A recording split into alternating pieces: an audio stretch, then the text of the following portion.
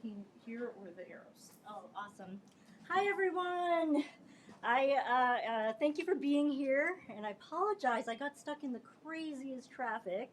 I promise it's not my music industry days, me being fashionably late. Um, but I'm excited to kick this workshop off with you, Taming the Beast.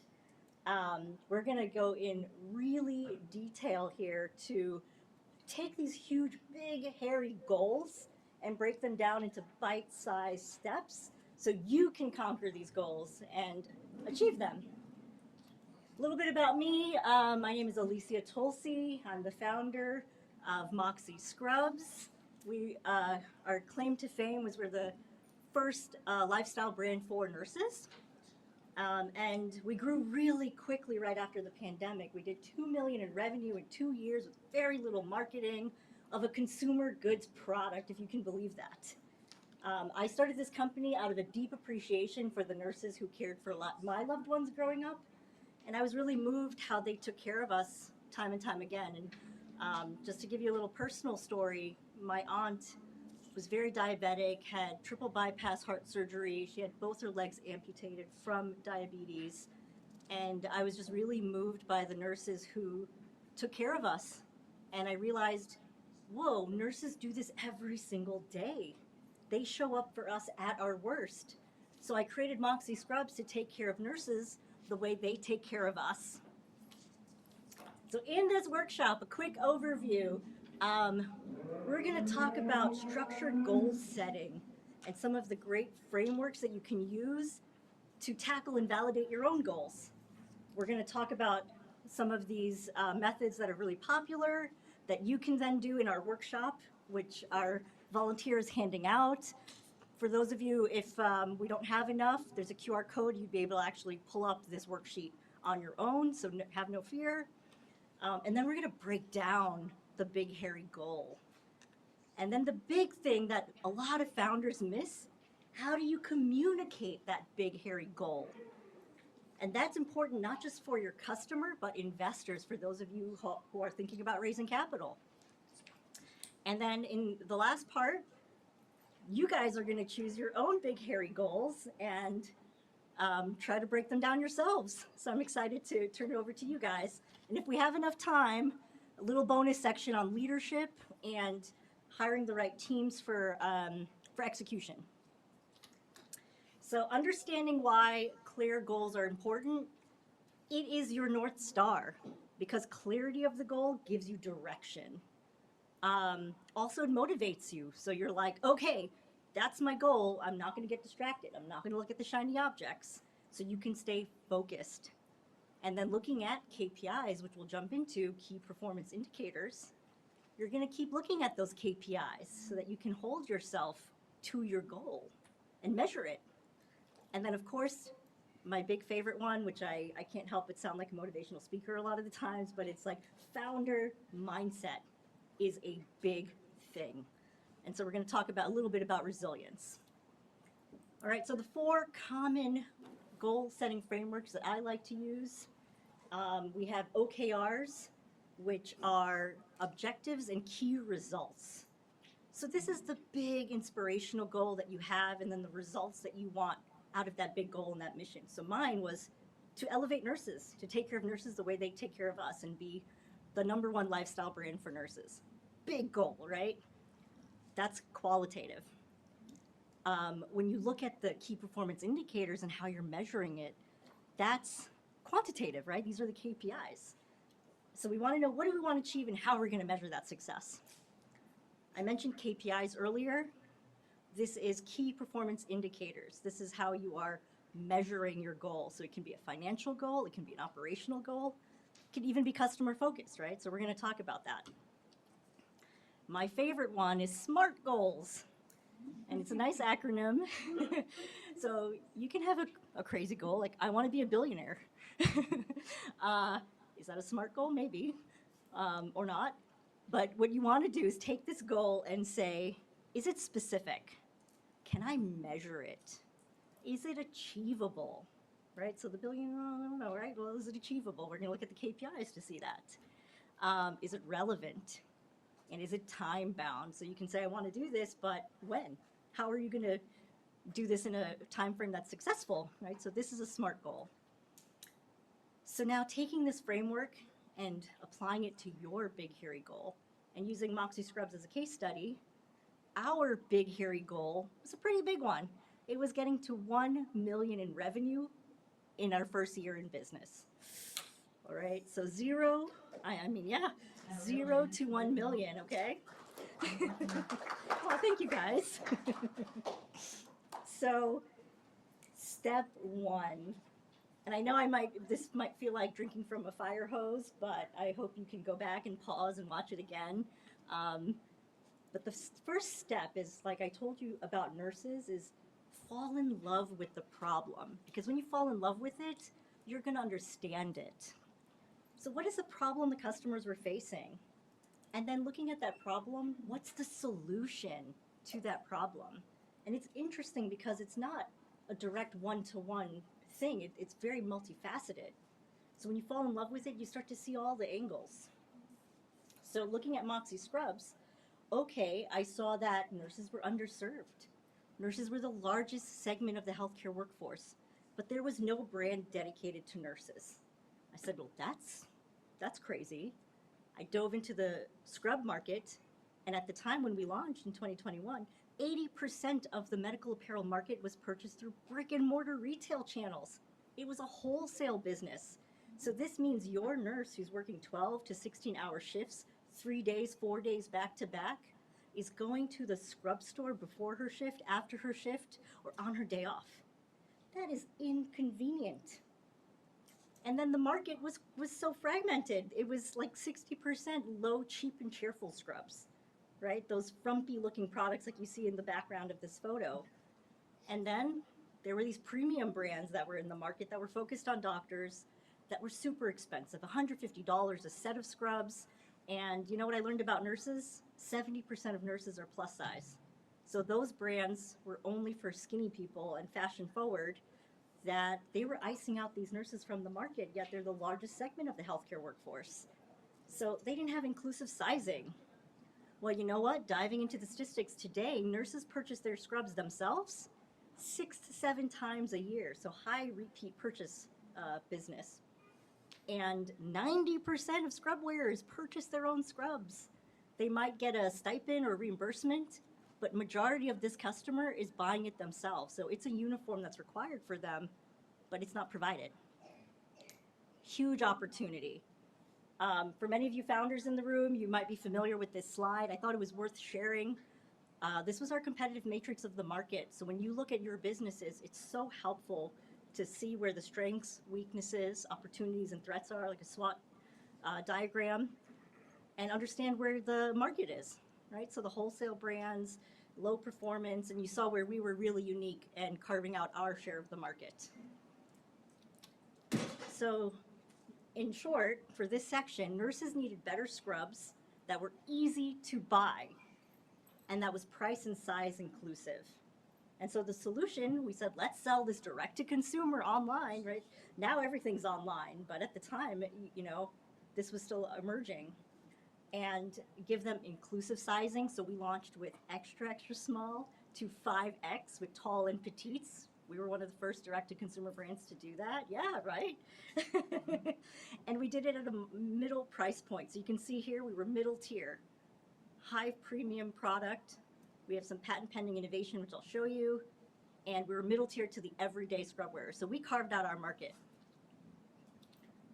So now going back to that big, hairy goal, 1 million in annual revenue. Well, looking at the goal, this is where it's so important to think about the objective of that goal. Why did I set this goal up? Okay, think about it more. So the 1 million that we said was because we wanted to prove to investors that we were a scalable business, that this wasn't just a mom and pop business or small at home business, that this was a scalable national brand. So that was a proof point to show that scale. Okay, cool. So I understand the objective and my motivation, and I understand what my goal is. But here is the thing. As founders, we have challenges. limited resources, no customers to give us feedback, no product for us in consumer goods when we started this, no team to operate, right? But the thing about challenges, there will always be challenges. So I want you to know that. But when you go back to the objective of your goal and look at it, you're like, okay, it's to create a profitable, scalable business. And this is why knowing your goal and the objective of it is so important, and then having the right founder mindset. And this is one of my favorite quotes. Success, all things are created twice. And that means the first in your mind. If you can't see it, you can't achieve it. So see it in your mind first, and then, only then, it can come into reality. And this is so important because while you're looking at these challenges, that's how you're going to have that resilience and overcome it. My passion was to support the nurses, so that was another reason. They deserved this, right? They deserve to be taken care of the way they take care of us. And this is why success first starts in your mind. So going back to the objective and our big hairy goal, how do you communicate it? All right, again, now understanding the big hairy goal. There are different ways you can look at the goal to define it. You know, how was the goal given to you? How did I come up with it? Why was it the right goal? And I told you that, right? We came up with this goal with investors. We thought this was the right goal because it shows it's a scalable, repeatable business. And you can even think holistically, right? So for me, part of that holistic approach was that we are impacting the lives of nurses, giving them time back so they're not going to the retail store to buy their scrubs. They're getting it online. So going back to this objective and going back to our big hairy goal, when you start looking at this goal and analyzing it with these questions, that monster starts to get smaller. And the thing is, it's cyclical, right? The more you qualify the objective and the more you think about the goal, your goal gets clearer and your objective gets clearer. And that's what's exciting, and that allows you to think about the opportunity. And so when others focused on scrubs, we said, oh, we're not gonna just focus on scrubs, we're gonna focus on nurses. And so we were like, we are a wellness brand for nurses that happens to sell scrubs. And that was a huge opportunity. So we talked about identifying this problem and understanding the solution and how we defended and qualified our big hairy goal, which is to create this scalable business. Well, in that opportunity, nurses started telling us what they wanted. And we created a patent pending product that guarantees the best performance on your shift. So much so that only 1% of our products are returned. Huge in consumer goods, because we listen to the consumer. And I even doubled down on this and I said, let me ask the nurses what they want to wear. So we had nurses design the scrubs they want to wear, and we named each design after each nurse, a direct connection to who they are and how they see themselves. And doing this with very little capital, right? Like, because founders were restrained, we have to be innovative. We got the attention of Sam Roker, an Olympic qualifying nurse, who said, I want to run the Boston Marathon in Moxie scrubs and crush a Guinness World Record in scrubs. We did not pay her to do this. She's like, we have to support nurse first brands because they support us. And that's how I built this goodwill and, respect of the nursing community. And she crushed the Guinness World Record, and she did it wearing Moxie scrubs, and that speaks to a high performance product. So looking at communicating your big hairy goal, after you define the problem and the solution and qualify that goal, how do you communicate this goal properly, right? And I love to talk about this not just from the lens of the customer, but from the stakeholder. And so every business school talks about stakeholder theory, coined by Edward Freeman, a world-renowned philosopher. And it's something that's, I want to take a moment to really emphasize this because a lot of founders don't think about this. How are you impacting your ecosystem that your company is a part of? Because everybody in that ecosystem is actually a stakeholder. If you're manufacturing, it's the environment, right? If for us, the nurses feel good, they look good, they feel good. Your investors, they're also shareholders, but stakeholders because they benefit when you benefit. And so the definition of a stakeholder is any group or individual with a stake in the organization's operations and success, not just financial. Fortunately, Moxie went through some pretty hard times as we grew really quickly. We didn't have product. We had competitors we were up against that didn't like how we were taking over the market. And we doubled down on our stakeholders, and that led us to success. When we didn't have product for 2 years, our customers didn't leave us. And so Edward Freeman himself actually wrote a case study on us in his textbook that was published last year. Thanks, guys. So, you know, it's so important to think about this, and when you think about it holistically, that's where the innovation and the opportunity comes from. And I can't emphasize enough, if you can't communicate what your goal is, then you can't execute. And if you can't execute, you can't lead your team. And this saves you from common pitfalls. So how to avoid them, right? We talked about having the goal, qualifying the goal, and staying focused. Well, you can have too many goals. Then you're not going to be focused. So prioritize the top ones. Don't focus on busy work, right? Busy work doesn't mean success. So when you focus on the goal, then you look at your KPIs, and you're like, okay, this is success. We're going to talk about ownership in the bonus section if we have enough time, but it's about the stakeholders in your company, which are your team members. How do you motivate them and have them accountable to complete your direction as the leader of this company? And then providing a review process. So having this clear goal is the foundation of executing across the board. So going back to this big, hairy goal and Moxie Scrubs as a case study, I love this example from Tom Pestridge. I recently found him on LinkedIn. He's a marketer. And he put this post up.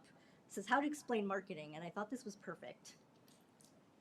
So marketing has many parts to it. And people forget that. And with the catch-all of marketing, things get lost. But marketing includes advertising, promotion, publicity, PR, which is something that a lot of founders don't utilize. It's really overlooked, and it was a huge success for us that we built this great reputation publicly for the company. And sales, right? Of course, that we always are focused on sales as founders, so it's interesting to see market holistically. So to explain each area, this is such a great example. If the circus is coming to town, and you paint a sign saying the circus is coming to town on Saturday, that sign is advertising. Now, if you take that sign and you put it on an elephant and walk that elephant into the town, you're promoting it. That's promotion. Now, if that elephant walks through the mayor's flower bed and crushes those flowers, that's publicity, and the news is writing about it, right? But then if you get the mayor to laugh about it, that's public relations. And if you now did all of this, and people show up to the circus, and you entertain them, and they buy stuff, and you give them good customer service, and they then spend a lot of money buying popcorn and hot dogs and raffle tickets, that's sales. And then if you planned the whole thing, that's marketing. So looking at this, and I gave this to you on the worksheet, so you have the definitions in hand. How do we look at our 1 million in revenue, big hairy goal? So what we did was we said, okay, is this big hairy goal a SMART goal? Okay, 1 million in revenue, specific, measurable, so in e-commerce, return on ad spend, customer acquisition cost, average order value, lifetime to customer acquisition cost ratio. Okay, those are great KPIs. Is it achievable? Yes, it's achievable. Is it relevant? Yes, nurses need this product. Is it time bound? Well, we said over 1 year. So yes, this is a SMART goal. Okay, now looking at the, oh, I can share this too. So looking at our metrics and how I applied those KPIs, we were profitable, first order profitable, because our customer acquisition cost was low. We had a high customer lifetime ratio, and our lifetime value was $100. Now we did this by the year, even though lifetime value actually encompasses over time. So for mattress, it's like you buy a mattress maybe twice, 3 times in your lifetime. So your lifetime value of that would be 30 years. For us, we did it yearly because customers purchase 6 to 7 times a year. Our LTV should have been higher, but we didn't have product. So even though we were profitable, it was lower than it should have been. So you can see how this KPI now starts to give you a lens to articulate your goal and the health of your business. So taking that big, hairy goal and looking at OKRs now. So we talked about being this #1 lifestyle brand for nurses, and we talked about 3 to 5 measurable outcomes. So looking at this other goal, we said we wanted to be the #1 brand for nurses. So let's apply the SMART method to this OKR. Okay, so what are the KPIs now for this goal? Well, it's different. It's not average order value. It's not customer acquisition cost. I looked at market share. So I said, okay, 1% market share is a good metric to say that, are we becoming the #1 lifestyle brand for nurses? And I looked at our customer base. Is it achievable? Yes. Is it relevant? Yes. Time bound, again, I said over 1 year, so I was a little ambitious there. Well, Moxie, in about our first year of business, we captured 1% of the market and more throughout various key states. And this is an exciting and a little in-depth slide, but the pink shows us that we already got about that 1% of the market or more.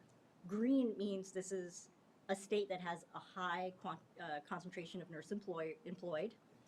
And the stripes are like, these are nurses that are being paid a lot. And when you start looking at this KPI, you can refine your business and say, well, look, there's a missing opportunity. We should be focusing on Florida. There's a lot of nurses there. Why can't we focus on California? Well, guess what? The bigger, more expensive brands took over that market, and that makes sense because those nurses are earning a lot more. So you see how that you apply this KPI now in this real-world data approach that allows you to then start thinking about how to craft other goals and other strategies. And then we said, how are we going to be the #1 lifestyle brand as well? Well, we actually have, through an acquisition now, 1 million nurse email addresses. That is 20% of the nursing population in the United States. And our email subscribers, personally, when we launched in about the second year, we had 150,000. And SMS always fluctuates, and we have 170,000 social media on Facebook alone, but across socials, it's also 1 million social nurses. I say this because now when I talk about the big, hairy goal of getting to our first million in revenue, I did it with only 10,000 customers. So you can see this scalable. Now, if I go and take those, right, this is where now we can say, hey, venture investors, we're raising around. And so you can see that this is a scalable business, and this is the opportunity and how I'm going to communicate the opportunity to investors. So to summarize, you take your big, hairy goal, and you tie it back to each step. And you qualify it with these different methods. And you look at your OKRs, and you look at your KPIs. And that way you have clarity, you have focus, you have measurable progress, that you can deliver results and avoid those pitfalls. So what happened, we actually did 1 million in 18 months. So we didn't do it in 12. And I wanted to share that because that didn't mean it was worth giving up, right? It's still possible. And then, but you know what happened? In 6 months after that, we did 1 million. So we scaled.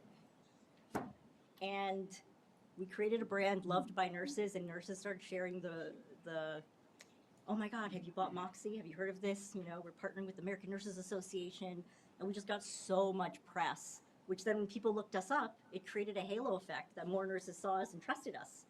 So a really great underutilized strategy is PR.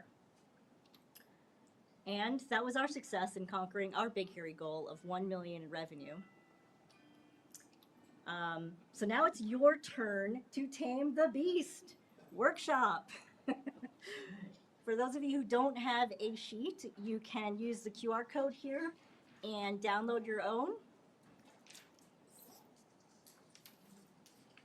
And how are we on time? 15 minutes, so. Perfect. We're great. Okay, so let's take 5 minutes, and I'm going to call on a couple of you guys and have you share your big hairy goal and how you use this new framework I just introduced to you to communicate that goal.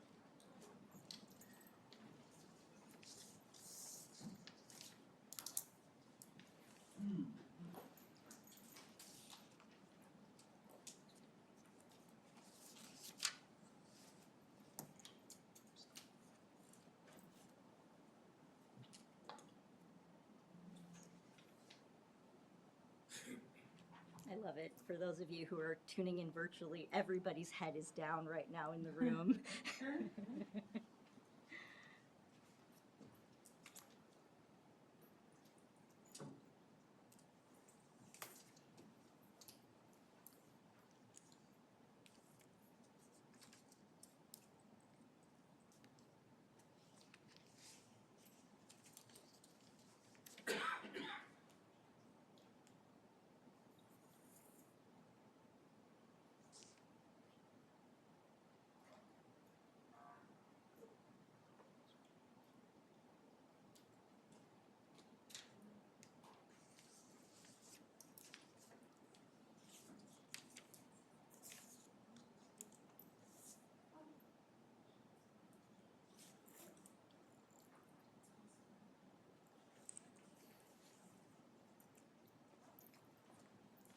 Oh, can I get a volunteer to the front here? Do we have a, yeah, perfect. These are the gifts I brought for everybody in attendance. So maybe I'll grab one.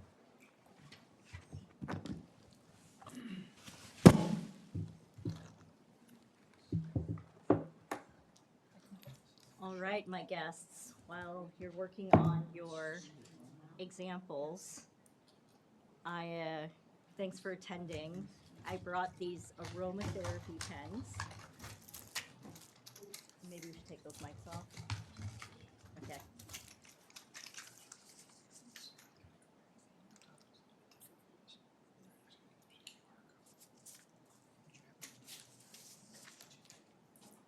You got it. No worries.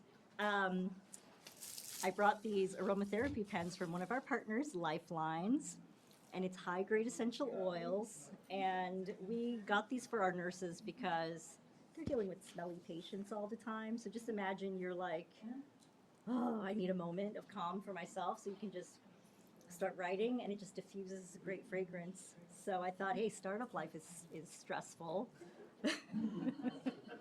Let me share some of that with you guys. So, so I hope you enjoy it. All right, I'll give it just one more minute.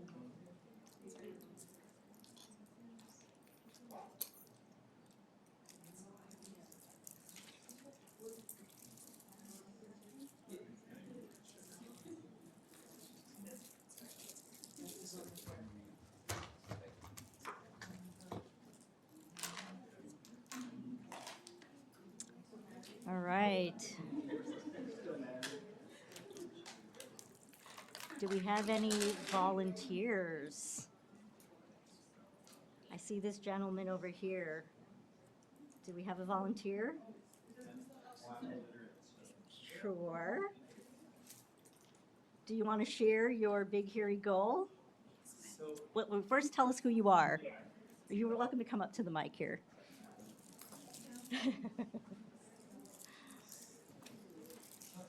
Hi, I'm Sebastian. I'm an owner of a logistic provider based in Chicago.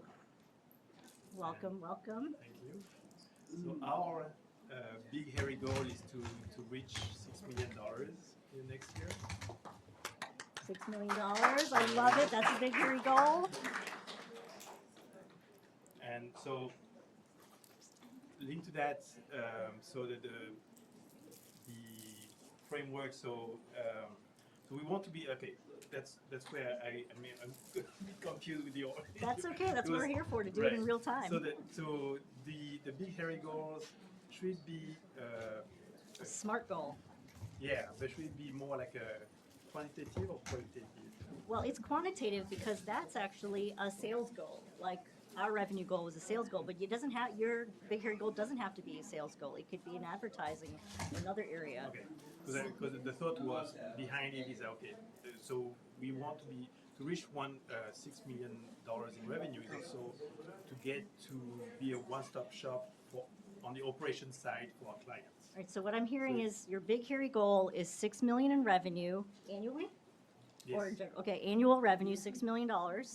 Their OKR is to be the one-stop shop for fulfillment for brands, for commerce companies. Right. And what was the framework you decided to use to qualify your big hairy goal? So that's where I'm getting confused. Okay, that's okay. That's okay. That's why we're doing this in real time. So the different KPIs we have are, Okay, so that's the KPI, the framework. yes, you can use OKR. So I said OKR. Okay, all right. So the KPI would be like the on-time delivery, the same day delivery, the same day, yes, not delivery, but same day sending of our clients. Okay. So when we receive the order, that they ship on the same day. Number of clients we have to get to that $6 million. So Okay. by doing that, okay, what is our average client size? Okay. To scale, okay, how many clients do we need to get to that 6 million? Perfect. So, Thanks. so your KPI was number of customers and the size of the customers to figure out how you have to scale to 6 million. Perfect. So the terminology is still sticking, but the framework you're using and the strategy, that's the right way to qualify it. And how are you going to track your progress? Every day. Every day, okay. So I mean, we can easily know the orders we ship out every day. Did we ship every day what we received? Did we lag behind? How like the percentage of how do we get to 99% achievable? Okay, so you're saying how you're going to track the progress is speed to customer. Correct. Fantastic. And you're going to share this with your team, I'm guessing. Yes. All right, Sebastian. Thank you. What's your company, by the way? So BBI, Brand Business Incubator, we are based in Chicago. Fantastic. All right, thank you, Sebastian. Thank you.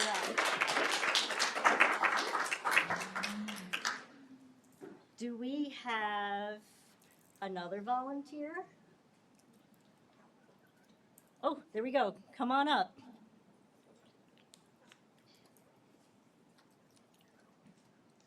Hi. I don't know if I can. I'm still a student. That's okay. That's the best time. So my goal is to Wait. Tell us your name. Oh, my name's Ava. I'm a student at Suffolk University. I'm a marketing major and it's my first year. Oh, fantastic. Welcome, Ava. Thank you. Thank you. Yeah, I'm a little on the shorter side. That's okay. I'm wearing high heels, so. Oh, I should have brought some. So tell me, what's your big hairy goal? To build a resume, like a good standing resume. I love it. That's not a sales goal, but that's a kind of a marketing PR goal, how you're going to engage with future employers. All right. And what's the framework you're going to use? I actually wanted to ask you what your opinion would be on that because I'm not quite sure Okay. for framework. Let's see. Let's scroll up to the different frameworks. Just ask her for a job. Circumvent the whole process.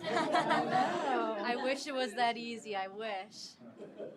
Oh, wow. This was a lot of slides, so I'm going back up. Okay, I'm perfect. All right, so we have an OKR. So let's do an OKR. So your objective is what? Why are you wanting to create this resume? To get good job opportunities and put myself in a good standing in life. So your big inspirational goal is to have a job that gives you quality of life. Yes. Okay. So what are your key results? I'm going to say job offer maybe, Yeah. getting employed, Yes. getting a good salary. Yes. All right, so now when you start looking at the jobs, you're like, does it meet the salary requirement I need? Does it make me feel happy when I come home? Am I fulfilled, right? That's another key metric you can look at. KPIs in this situation would actually be the salary, Mm-hmm. it would be getting the job offer. Yep. And it would be how you feel about your job when you wake up every day. So I would say that's a SMART goal, and you can, as you start interviewing employers, because remember, even though they're interviewing you, you're interviewing them. Yeah. Thank you, Ava. You have any other questions? No. All right, Ava, Thank you. marketing student. All right, well, we have 5 more minutes. I'm going to scroll all the way to the end now. We're going to jump into the bonus section. And I encourage you to follow me on LinkedIn. I'm doing an event on October 14th with Fidelity Private Shares, and it's focused on early stage founders. So I can actually jump into more leadership during that workshop if you want to learn more about what I'm going to talk about in the bonus section. All right, so now you have these goals, you have this problem you're solving that you're in love with, and you understand these KPIs to measure your success. How do you execute on it? Well, with the first part in execution, we talked about communicating, and we talked about these different ways you can communicate using marketing to reach your customer or talk about it to your investors. I am huge on creating a culture of excellence. You don't have to be perfect, and nobody's perfect, and your team members, people you're gonna hire, they're not perfect either. But what you can qualify for is commitment to excellence. And so that is one of the biggest things I focus on in each person that I bring to our team now. Don't get me wrong, I've made the mistakes, and I'll share some of them. But I think a culture of excellence is the first step to building a high-performing team. And to assess that high-performing team, you want those KPIs. You want to hold that team accountable, and the right person that you hire is going to be motivated by hitting those goals. A big expression that I say all the time, this quote, if you can't do the small things, you can't do the big things. I'm a big believer in the way you do one thing is the way you do everything. A lot of investors will tell you the due diligence process tells you a lot about that founder, right? They're still, even when you get a term sheet, they are still qualifying you guys. So, you know, keep that in mind. A big one that I love, startups are not for the faint of heart. That's why the founder mindset is so important. Success starts first in your mind. So believe it, that you will be successful. The fact that you're in this room, you already are the 1% of the world here with opportunities everywhere you turn. So there's no reason to get discouraged. Keep going. When you are going through the hard times, that's where the passion, the objective of your goal, looking at your stakeholders is so important, because the value is not just the monetary value, it's your quality of life. It's the impact you're having with your customers. For me, I didn't have products to sell for 2 years, but my nurse following kept growing because they got value in the community we built around the brand. That is intangible, and that motivated me to keep going even though I had nothing to sell for 2 years. A big one I love, and it's kind of silly, but I think it's so important. Imagine you're going through this stressful time and you have somebody on your team who is just not fun to work with. You know, the way to equate it is, if I am flying for a 10-hour flight and I have a connection and it's 3 a.m. in the morning and I see somebody, this person in the airport at 3 a.m., am I going to dodge them or am I going to be happy to see them? Right? Equate that tired part of the journey being a founder to thinking about that airport test. Everybody on my team and my partners, when I talk to them, I get energy from them. I feel so excited. You should hire for that. And this is a mistake even to this year. I thought, okay, I'm hiring slow, I'm qualifying, I'm taking my time. But oh man, you make mistakes. We're human. Fire fast. I can't emphasize sunk cost. It's a sunk cost. I just can't emphasize enough. Take your time, hire slow, qualify those candidates, and when they start to be weird, fire fast.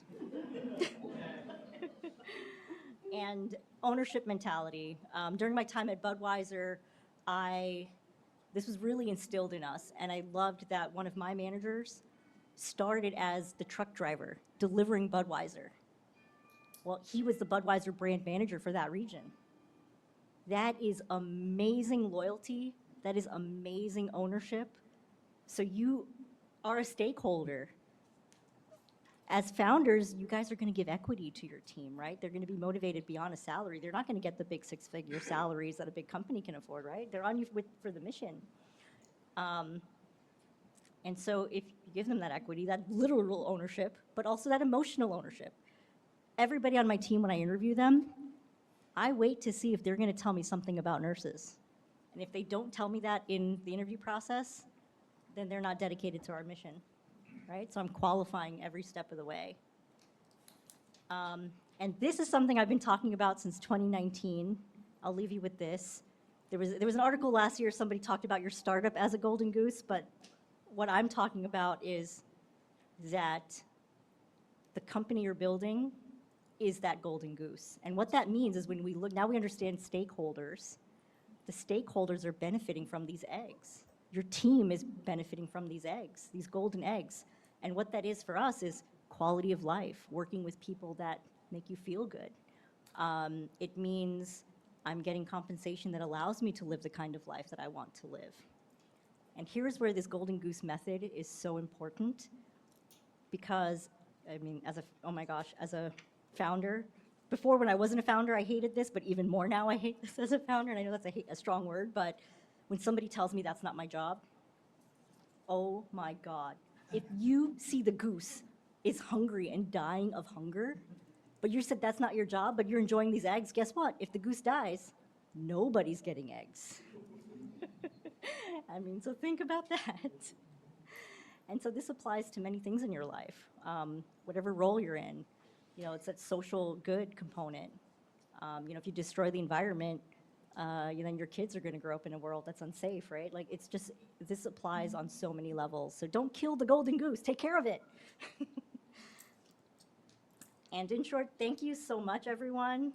You've learned so much about all these different KPIs.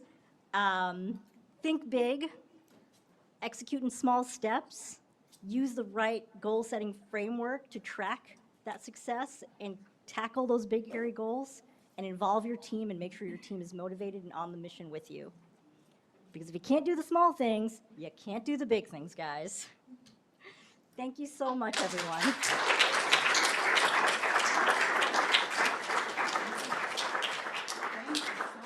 You're so welcome. Oh, wow. I mean, first of all, I think Alicia's a great speaker. And this thing she did, I think, is amazing. So just have fun to just listen to a positive story with an action plan to help the rest of us be successful. Some of my key takeaways, because those of you that saw me yesterday know that I like to do this. I loved your statement about stakeholders. And I have worked for founders that have had amazing commitments to stakeholders. I love it. They want to take care of their employees. They want to take care and take care of everybody. However, you made another good point, and that is hire slow, fire fast. That's right. And so I want to put a little spin on this for you guys. If you are being too compassionate to that one person that is breaking the whole team by not firing them, you are hurting the rest of the team. You're being horrible to them. And it's so important to have the will from your founders and management to fire fast. It's critical in building the family culture that has everybody, as I was talking about earlier, rowing in the same direction, and eating, breathing, and bleeding for the company, which is what you want. And I love that you base this on care for a certain population. I just think it's fantastic. So thank you again so much, Alicia. Thank you, So we have a lot more in store today and for the rest of the week. There's an ecosystem fair that is showcasing over 20 resources in the startup community, including government organizations, accelerators, and networking groups. And it is, one thing said downstairs. It's downstairs. My script says right here. It's downstairs on the first floor. And I'll just also point out, I think the headshots are awesome that they do here. And if you, did he leave?